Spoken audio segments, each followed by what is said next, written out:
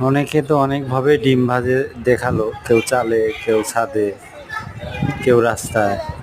যে আমি চিন্তা ভাবনা করলাম ব্যতিক্রম কিছু দেখানো দরকার, তাই অবশেষে নৌকার গোলের উপরে যে প্লেন শিট থাকে সেই প্লেন শিটের উপরে ডিম ভাজি করে দেখানোর চেষ্টা করতেছি।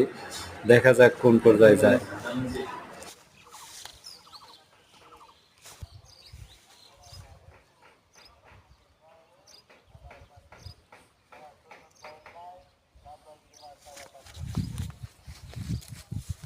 ভাজবি ভাজবি।